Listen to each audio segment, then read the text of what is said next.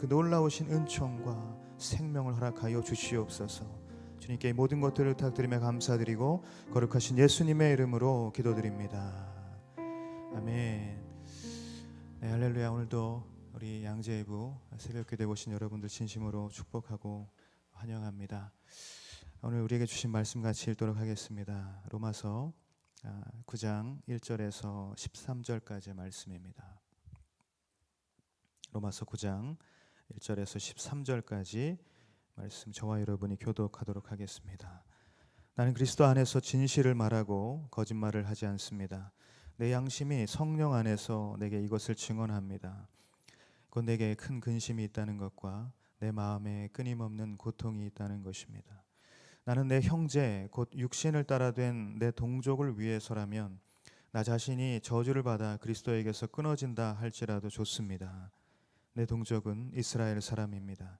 그들에게는 양자됨과 영광과 언약들과 율법을 세우심과 예배와 약속들이 있고 조상도 그들의 것이요 육신적으로는 그리스도도 그들에게서 나셨습니다. 그분은 만물 위에 계시고 영원토록 찬양받으실 하나님이십니다. 아멘. 그러나 하나님 말씀이 파기된 것 같지는 않습니다. 이스라엘에게서 난 사람들이라고 해서 다 이스라엘이 아니고 아브라함의 씨라고 해서 다 그의 자녀가 아니기 때문입니다. 오히려 이삭에게서 난 자라야 내 씨라고 불릴 것이다 라고 하셨습니다. 곧 육신의 자녀가 하나님의 자녀가 아니라 오직 약속의 자녀가 씨로 여김을 받는다는 것입니다. 약속의 말씀은 이것입니다. 내년 이맘때 내가 올 것이니 사라에게 아들이 있을 것이다. 그분이 아닙니다. 우리 조상 이삭 한 사람으로 인해 임신했는데 그 자식들이 아직 태어나지도 않고 또 어떤 선이나 악을 행하기도 전에 택하심을 따라 되는 하나님의 뜻이 행위로 인하지 않고 오직 부르시는 분으로 인해 서게 하시려고 리브가에게 말씀하시기를 큰 자가 어린 자를 섬길 것이다 라고 하셨습니다. 함께 읽겠습니다. 기록되기를 내가 야곱은 사랑하고 에서는 미워했다 라고 한 것과 같습니다. 아멘. 오늘 본문에서 바울은 하나님의 주권적인 섭리 안에서 이루어지는 구속사역의 그 원리에 대해서 이야기를 하죠. 먼저 바울은 자신의 마음 한켠에 한 가지 근심이 있다라고 이야기를 시작하고 있습니다. 오늘 본문 1절과 2절 말씀 같이 읽도록 하겠습니다. 나는 그리스도 안에서 진실을 말하고 거짓말을 하지 않습니다. 내 양심이 성령 안에서 내게 이것을 증언합니다. 곧 내게 큰 근심이 있다는 것과 내 마음에 끊임없는 고통이 있다는 것입니다. 아멘. 바울은 큰 근심과 고통이 있다고 말하고 있어요. 그렇다면 바울이 가지고 있는 이 근심과 고통은 어떤 것일까?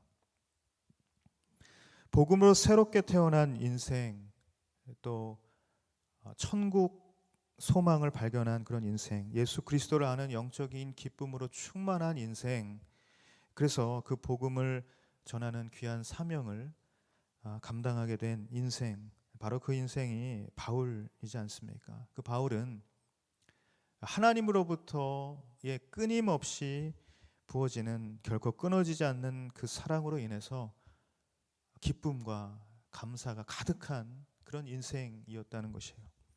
그런데 그런 그에게 마음에 걸리는 한 가지가 있었던 것이에요. 바로 그것은 자신의 동족인 이스라엘이라는 것입니다. 여러분, 바울은 이방인을 위한 사도로 부름을 받았습니다. 하지만 그의 가족, 그의 친구, 그가 사랑하는 많은 사람들은 여전히 유대인이었다는 것이죠. 유대인이라는 그 사실은 변함이 없었던 것입니다. 바울도 여지없이 유대인이었고요. 그래서 그의 마음 한켠에는 늘 안타까운 마음이 있었던 것이죠. 바울에게는 사명이 있었지만 그 자신의 마음에는 어쩔 수 없는 사사로운 마음, 사심이 있었다는 것입니다. 다시 말해서 바울에게는 사명과 사심 사이에서 겪는 내적인 그 근심과 고통이 있었다는 것이에요. 여러분, 우리의 삶에도 하나님의 부르심과 우리 마음의 부르심 사이에 뒤엉킨 갈등이 있을 수 있을 것입니다. 제가 아는 이 선교사님 내외분의 이야기입니다. 무슬림을 향해서 굉장한 그 뜨거운 마음이 있었고 안타까운 눈물이 있으셨던 분들인데 결국 그 무슬림들에게 복음을 전하고자 모든 것을 내려놓고 선교사로 헌신을 하게 되었죠. 그런데 문제는 그분들의 양가 부모님들이 모두 다 믿음이 없으신 거예요. 교회 다니는 것도 탐탁하게 여기지 않으셨는데 다니던 직장을 또 아이들의 양육을 또 안정적인 이 가정을 모든 것을 다 내려놓고 선교사로 가겠다고 하니까 집안이 발칵 뒤집힌 것이죠. 하지만 영혼 구원의 사명 또 그 부르심이 너무나도 컸기 때문에 결단을 하고 떠나게 되었습니다. 선교사님 부부 이 마음 한켠에는 엄청난 고통이 있었던 것이죠. 미안함도 있었고 또 부모님들에 대한 안타까운 마음이 늘 있었다는 그 이야기를 제가 듣게 되었습니다. 지금은 오랜 시간이 흘러서 부모님들이 또 마음을 여시고 복음도 받아들이시고 기도도 이렇게 해주신다고 이야기를 들었는데요. 여러분, 바울이 심중에 가지고 있었던 이 근심과 고통, 그것은 누가 알 수 있겠습니까? 그의 이 부르심과 대비되는 그의 근심, 이것은 이루 말할 수 없을 정도로 고통스러운 부분이었다라는 사실입니다. 그래서 바울은 오늘 어떤 표현까지 하고 있습니까? 오늘 3절 말씀인데요. 같이 읽겠습니다. 시작. 나는 내 형제 곧 육신을 따라 된 내 동족을 위해서라면 나 자신이 저주를 받아 그리스도에게서 끊어진다 할지라도 좋습니다. 아멘. 한마디로 죽어도 좋다는 이야기죠. 자신이 구원받지 못해도 상관없으니 내 동족들이 구원을 받게만 된다면, 할 수만 있다면 그게 좋겠다, 이런 마음을 이야기하고 있는 것이에요. 마치 모세가 이스라엘 민족이 금송아지를 숭배한 그 금송아지 숭배 사건을 두고 하나님 그들을 용서해 주십시오,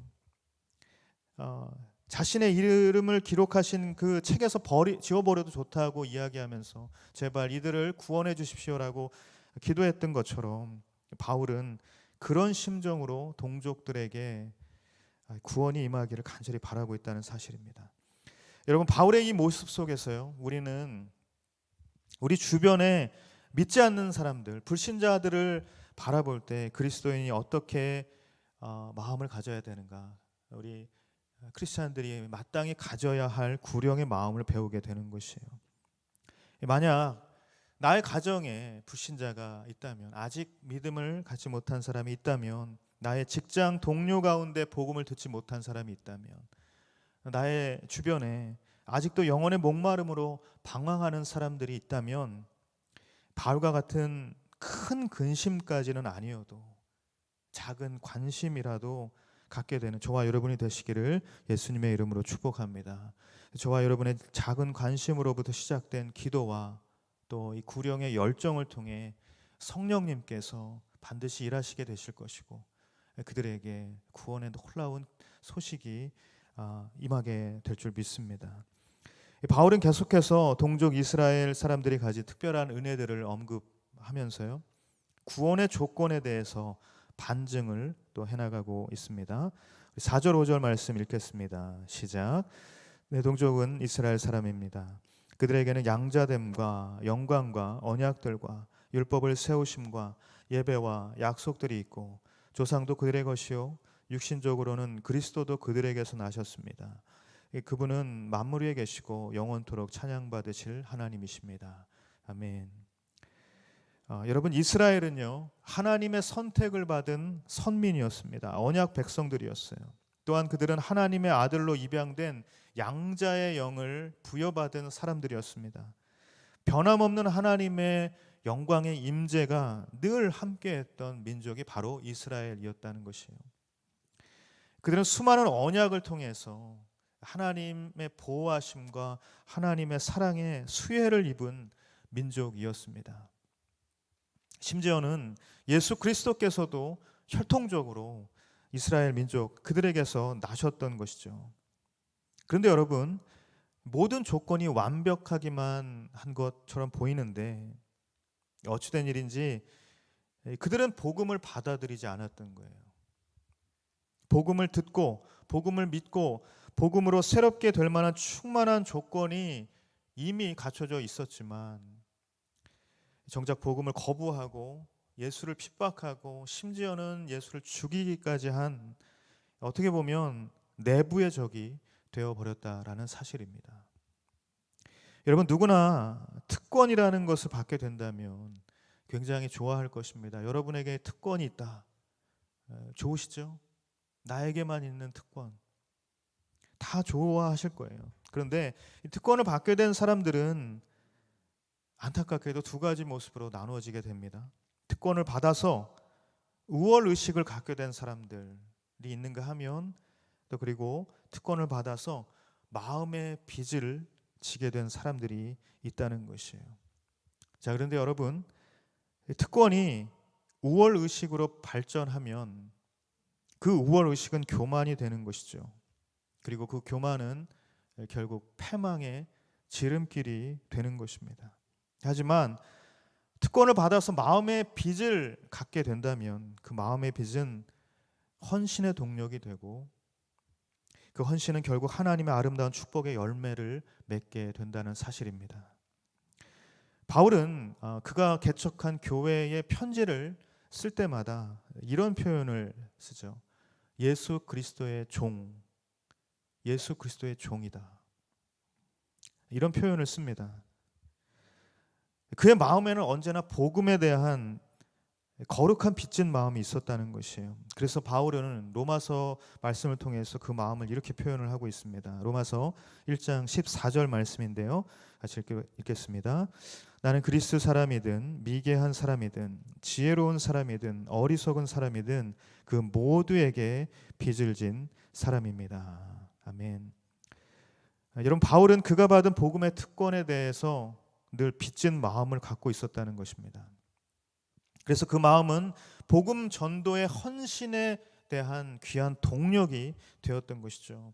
그리고 그 헌신을 통해서 많은 사람들이 주께 돌아오는 귀한 영적인 열매들이, 구원의 열매들이 맺히게 되었다는 사실입니다. 저는 여러분에게도 바울과 같은 이 마음이 부어지게 되기를 예수님의 이름으로 축복합니다. 저의 신학교 동기 중에 하나가 필리핀에서 선교사로 사역을 하고 있어요. 여러 가지 편지를 주고받고 또 중보기도 요청을 받기도 하고 가끔 이렇게 연락을 하게 되는데, 편지를 보내올 때마다 이렇게 쓰는 거예요. 정말 필리핀 오지에서 사역을 하고 있거든요. 너무나도 열악한 환경임에도 불구하고 아무도 찾지 않는 빈들과 같은 그런 곳임에도 불구하고 복음의 진 빚을 갚는 기쁨으로 사역을 하고 있다. 그 기쁨이 너무나도 커서 정말 감사한 마음으로 날마다 여기서 사역을 하고 있다. 이렇게 편지를 보낼 때가 있습니다. 제가 그 이야기를 들을 때마다 너무나 눈물이 나는 거예요. 얼마나 큰 기쁨과 감사가 저 안에 있는가. 그 마음을 갖게 읽게 되니까 너무나 저도 기쁨의 눈물이 나더라고요. 여러분, 조건이 좋으면 좋은 결과를 기대하지만 오히려 실패를 보게 될 때가 있습니다. 하지만 오히려 조건이 너무나도 열악하지만 그런 역경 속에서 좋은 열매를 보게 될 때가 또 있다는 것이죠. 그러므로 여러분, 중요한 것은 무엇입니까? 우리가 누리게 된 특권을 받아들이는 마음의 겸손함이 중요하다는 것이에요. 여러분, 저와 여러분에게는 영적 이스라엘의 특권이 있는 줄 믿습니다. 우리는 모두 하나님의 양자됨을 입은 특권이 있다는 것이에요. 그분의 영광에 참여하는 특권도 있습니다. 그분을 예배할 수 있는 특권도 있습니다. 그분의 신실하신 약속을 가진 특권도 있다는 것이에요. 그리고 이 모든 것을 우리에게 허락하신 예수 그리스도께서 우리의 마음 가운데에 지금도 살아 역사하시는 그 특권도 우리는 지금 누리고 있는 줄 믿습니다. 그러므로 여러분, 이 복음의 특권에 감사할 줄 아는 마음의 겸손함이 우리 가운데 있게 되기를 간절히 소망합니다. 그래서 빚진 자와 같은 겸손함이 우리에게 주를 위한 헌신의 동력이 되기를 간절히 축복합니다. 그래서 여러분, 복음을 위해 살아가는 헌신을 통해서요, 저와 여러분의 삶에 하늘의 신령한 복, 땅의 기름진 복, 이것으로 충만하게 부어주시는 그 하나님의 은총이 임하게 되기를 예수님의 이름으로 축복합니다. 이렇게 모든 조건이 충족되었던 이스라엘이었지만 복음에 있어서 다수가 믿지 않고 소수만이 그 복음을 받아들이게 된 그 상황, 이런 상황을 놓고요, 사람들은 하나님의 율법, 하나님의 약속이 성취되지 못한 것이 아니냐는 이야기를 하기 시작했던 거예요. 그래서 바울은 그에 대한 반론을 이어가고 있습니다. 6절 말씀인데요, 같이 읽겠습니다. 시작. 그러나 하나님의 말씀이 파기된 것 같지는 않습니다. 이스라엘에게서 난 사람들이라고 해서 다 이스라엘 사람이 아니고, 하나님의 말씀이 파기된 것 같지 않다라는 이 말은 하나님의 약속이 실패한 것 같지는 않다라고 해석할 수 있죠. 이 말의 의미는 어떤 것입니까? 하나님이 실패한 것이 아니라 인간이 실패한 것이다 라고 말하고 있는 것입니다. 여러분, 사람들이 말하는 것은요, 이스라엘이 이런 특권을 받았다면, 그리고 진정으로 약속된 메시아가 오셨다면 하나님께서 선택한 이스라엘 백성 그 모두에게 구원의 은혜가 임해야 되는 것이 아니냐라고 말하고 있는 것이에요. 그래서 현재의 상황들을 좀 보면 하나님의 언약이 무효화된 것 아니냐, 하나님의 언약이 실패한 것 아니냐, 그렇게 말하고 있다는 것입니다. 하지만 여러분, 하나님의 구원은요, 혈통적으로 받는 것이 아니라 하나님의 주권적 선택을 받은 약속을 따라 받게 되는 것이라고 성경은 분명하게 증거하고 있는 것입니다. 즉, 오직 약속의 자녀가 아브라함의 참된 자녀가 된다라고 이야기하고 있는 것이에요. 그러므로 여러분, 여전히 특권의식에 사로잡혀서 하나님의 구원의 경륜이 실패한 것 아니냐고, 무효화된 것이 아니냐고 하는 이 딴지는 너무나도 자기 중심적인, 인간 중심적인 억지라는 것이죠. 여러분, 하나님의 약속의 말씀은요, 결코 파기되거나 실패하지 않는 줄 믿습니다. 그래서 하나님의 주권적 선택이라고 한다는 것, 그것은 너는 잘났으니 택함을 받고 너는 좀 못났으니 택함을 못 받는 방식이 아니라, 하나님의 주권적인 선택이라는 것은 출생의 순서에 따라 결정되는 것도 아니라 오직 하나님의 주권적인 선택은 하나님의 섭리 가운데 있다는 것이에요. 우리가 다 이해할 수 없지만 하나님의 그 귀한 섭리, 하나님의 생명의 섭리 가운데 있다라는 것을 우리에게 말해주고 있다는 것입니다. 바울은 이 이야기의 예를, 이 설명의 예를 7절부터 13절에 걸쳐서 쭉 설명을 하고 있는 것이죠. 7절에서 9절까지는 이스마엘과 이삭의 예를 들어서 설명을 하고 있는 것이고요. 그리고 10절에서 13절까지는 에서와 야곱의 예로 설명을 하고 있는 것입니다. 아브라함에게는 여러분 3명의 아들이, 이 아내가 있었죠. 그들에게 각각 이 자녀들을 두었는데, 이삭이 아니죠, 사라에게서는 이삭을 낳았고, 그리고 또 이 사라의 여종이었던 하갈에게서는 이스마엘을 낳았고, 또 그두라라는 또 이 아내가 있었죠. 이 그두라에게는 6명의 아들을 낳았습니다. 그런데 하나님의 약속의 계보를 이어간 사람은 누구입니까? 바로 이삭 한 사람이라는 것이에요. 오늘 본문 7절 말씀에서 이삭에게서 난 자라야 내 씨라고 불릴 것이다 라고 하셨다, 이 구약의 인용인데요. 우리 창세기 21장 12절 말씀 같이 한번 읽도록 하겠습니다. 시작. 하나님께서 아브라함에게 말씀하셨습니다. 그 아이와 내 여종에 대해 괴로워하지 마라. 사라가 내게 뭐라고 하든 그 말을 들어라. 이삭을 통해 난 사람이라야 내 자손이라고 불려질 것이다. 아멘. 하나님의 약속인 것이에요. 이삭에게서 난 자라야 내 씨다, 내 자녀다 라고 분명한 약속이 있다는 것이었죠. 여러분, 하나님은 아브라함의 육신의 아들 중에 누가 약속의 계보를 이어가게 될 것인가, 그것을 주권적으로 선택하셨다라는 사실이에요. 이삭이 이스마엘보다 나아서, 다른 6명의 아들들보다 잘나서 그래서 선택하신 것이 아니라 이삭이 태어나기도 전에 이미 이 약속을 통해서 하나님의 주권적인 선택을 하셨다라는 사실입니다. 10절에서 13절에 나오는 에서와 야곱의 예도 마찬가지인 것이죠. 하나님은 당신의 뜻에 의해 선택하신 것이지, 야곱이 무엇을 잘해서 어떤 것에 뛰어나서 선발하신 것이 아니라는 사실입니다.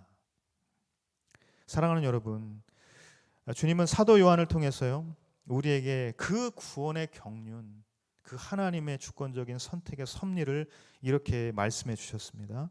요한복음 1장 11절에서 13절까지 말씀인데요, 같이 읽도록 하겠습니다. 시작. 그분이 자기 땅에 오셨지만 그분의 백성들이 그분을 받아들이지 않았습니다. 그러나 그분을 영접한 사람들, 곧 그분의 이름을 믿는 사람들에게는 하나님의 자녀가 될 권세를 주셨습니다. 이 사람들이 하나님의 자녀로 태어난 것은 혈통이나 육정이나 사람의 뜻으로 된 것이 아니라 하나님의 뜻으로 된 것입니다. 아멘. 여러분, 오직 하나님의 뜻으로 하나님의 자녀가 되는 줄 믿습니다. 그 하나님의 뜻이란 무엇입니까? 하나님의 약속의 말씀을 의미하는 것입니다. 그 하나님의 약속의 말씀이란 어떤 내용입니까? 하나님께서 이 땅에 아들을 보내셔서 십자가에 달려 죽게 하심으로 우리가 결코 처리할 수 없는 우리의 모든 죄와 허물에 대한 그 대가를 다 처리해 주셨다는 것이에요. 그리고 다시 3일 만에 부활하심으로 죽음의 권세를 이기는 영원한 생명의 길을 우리 가운데 열어주셨다. 바로 이 복음을 말하는 것입니다.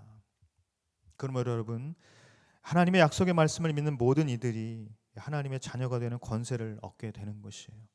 여러분, 하나님의 주권적 선택이라는 것은 하나님께서 아무나 내키는 대로 어떤 이는 구원을 받게 하고 어떤 이는 멸망을 당하게 하는 폭군과 같은 그런 무자비한 선택이 아니라 약속의 말씀을 믿음으로 받아들이고, 그래서 약속의 자녀가 되는 모든 이에게 구원의 길을 열어놓으신 자비로운 하나님의 사랑의 결정이라는 사실입니다.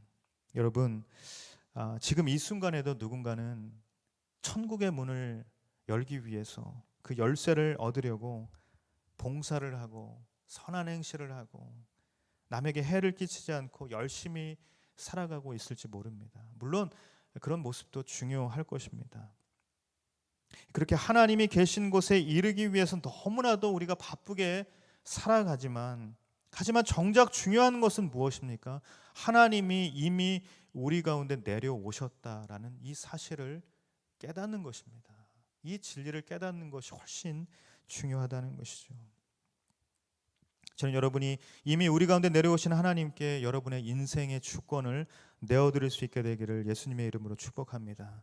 내가 나의 인생의 주권을 움켜잡고 어떻게든 하늘에 오르려고 하는 그런 인생이 아니라 나의 인생의 주권을 이미 하늘에서 내려오신 하나님이신 예수 그리스도께 맡기는, 그분께 내어드리는 그런 인생을 살아갈 수 있게 되기를 간절히 소망합니다. 오늘도 그분께 저와 여러분의 삶을 온전히 내어드리고 하나님의 주권을 인정하고 하나님의 섭리를 기대하는 그런 삶을 살아갈 수 있게 되기를 예수님의 이름으로 축원합니다. 이 시간 기도하겠습니다. 사랑하는 주님, 신앙의 여정을 우리가 살아가면서 사명과 사심 사이에 뒤엉킨 갈등을 겪을 때, 부르심과 근심 사이에서 힘겨워할 때가 있지만, 오늘 바울의 진실된 마음을 통해서 구령의 마음을 갖는 것, 영혼에 대한 그 귀한 마음을 갖는 것이 얼마나 귀한 일인 것인지 다시 한번 깨닫게 하여 주시옵소서. 그래서 나의 가정, 나의 직장, 나의 주변에 복음을 듣지 못한 채 아직도 영혼의 목마름으로 방황하는 사람들이 있다면 한 말씀이라도 복음을 전할 수 있는 우리 모두가 되게 하여 주시옵소서. 발과 같은 큰 근심까지는 아니어도 작은 관심이라도 가지고 기도를 가지고 구령의 열정을 가지고 나아갈 때에 성령님께서 구하시는 우리 모두의 그런 복음의 열정이 살아나는 귀한 은혜가 있게 하여 주시옵소서. 복음을 먼저 들은 자들의 특권을 가지고 그 특권을 영혼 구원에 대한 헌신의 동력으로 삼아 복음을 전하는 삶을 살게 해달라고 이 시간 우리 간절한 마음으로 우리 주여 한번 외치며 통성으로 기도하며 나아갑니다. 주여, 거룩하신 주님, 이 시간 간절한 마음으로 기도하며 나아갑니다. 하나님, 오늘 이 바울을 통하여서 우리가 복음의 귀한 열정, 구령의 열정을 다시 한번 깨닫게 해주셔서 감사합니다. 하나님, 우리의 마음이 주님을 향해서 나아갈 때에 하나님 우리 주변을 돌아보게 하여 주시옵시고 우리 가정과 직장과 학교와 나의 모든 삶의 자리 가운데 아직도 복음을 잊지 못한 채 믿음을 갖지 못한 채 하나님 영혼의 목마름을 가지고 못하는 목마름에 방황하는 영혼들이 있다면 하나님 그들에게 나아가 한 말씀이라도 주고 하나님의 말씀을 전할 수 있는 우리 모두가 되게 하여 주시옵소서. 하나님 구원의 그 귀한 감격으로 말미암아 하나님 그 특권으로 말미암아 우리가 하나님을 향해서 아버지의 그 구령의 열정을 가지고 나아가기를 원합니다. 하나님 우리 주변을 돌아보기를 원합니다. 아버지 하나님 특권을 가진 자로서 하나님 그 특권을 마음에 빚진 자로 아버지 하나님 구령의 열정으로 하나님 헌신을 가지고 나아갈 수 있는 한 영혼을 살리는 그 귀한 마음을 가지고 살아갈 수 있는 우리 모두가 되게 하여 주시옵소서. 이 시간 다시 한번 기도하며 나아갈 때 주님, 구원의 참된 경륜은 오직 하나님께 있음을 깨닫게 하여 주시옵소서. 하나님의 주권적인 선택을 인정하게 하여 주시옵소서. 내가 무언가를 열심히 해서 선발되는 것이 구원이 아니라 아무것도 내세울 것 없지만 선택된 은혜와 감사로 살아가는 인생이 되게 하여 주시옵소서. 그래서 날마다 하나님께 나의 주권을 내어드리고 오직 예수 나의 중심되는 삶을 살게 하여 주시옵소서. 그렇게 내 삶의 주인이 되신 예수님을 바라보며 오늘도 나에게 주신 그 삶을 오직 예수님을 위해 사는 인생이 되게 해달라고 다시 한번 주여 한번 외치며 통성으로 기도하며 나아갑니다. 주여, 거룩하신 주님, 오늘도 이 시간 다시 한번 나의 모든 삶을 주님께 내어드리기 원합니다. 나의 삶의 주권이 주님께 있음을 인정합니다. 하나님 찾아오신 그 주님께 나의 모든 삶을 내어드리고 하나님을 바라보며 나의 중심되는 삶을 살게 하여 주시옵소서. 하나님 내가 나의 삶의 중심이 아니라 오직 예수 그리스도만이 나의 삶의 중심이 되어서 오직 그분께 모든 것을 내어드리고 나의 삶의 주권을 내어드리고 하나님 나의 모든 삶 가운데 임하시는 하나님의 섭리를 받아들이며 아버지는 이렇게 하나님을 향해서 예수 그리스도를 향해서 나의 모든 인생을 살아가게 하여 주시옵소서. 주님 그렇게 우리 모든 삶을 인도하여 주시옵소서.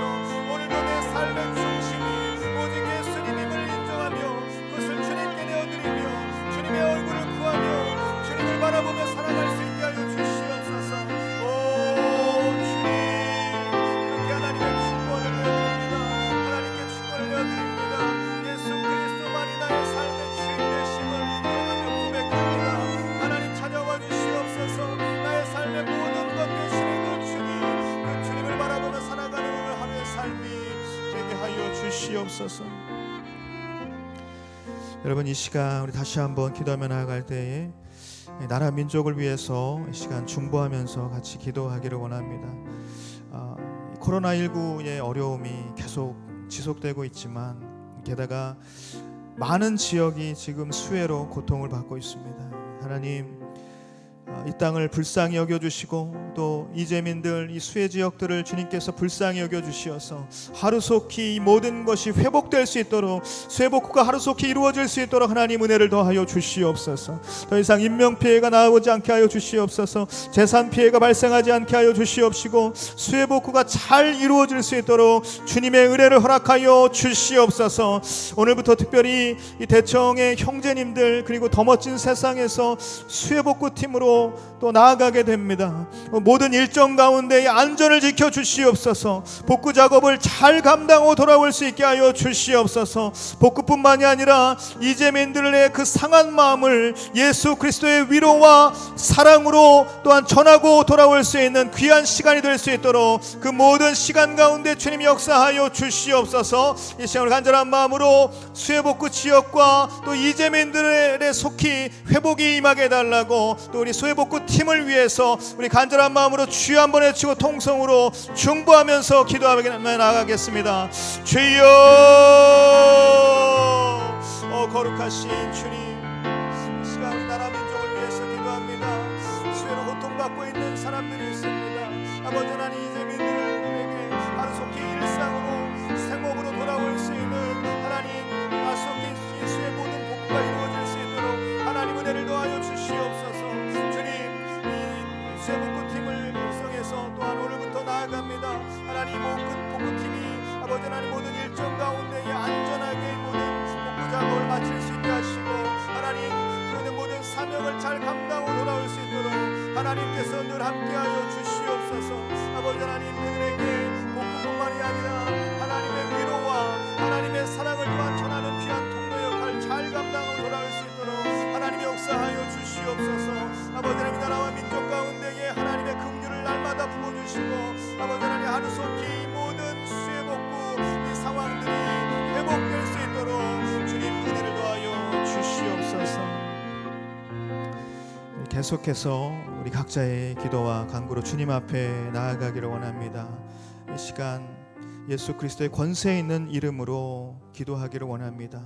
그 이름의 권세를 의지할 때에 하나님의 능력이 임하게 될 줄 믿습니다. 회복의 역사가 나타나게 될 줄 믿습니다. 치유의 놀라운 역사가 나타나게 될 줄 믿습니다.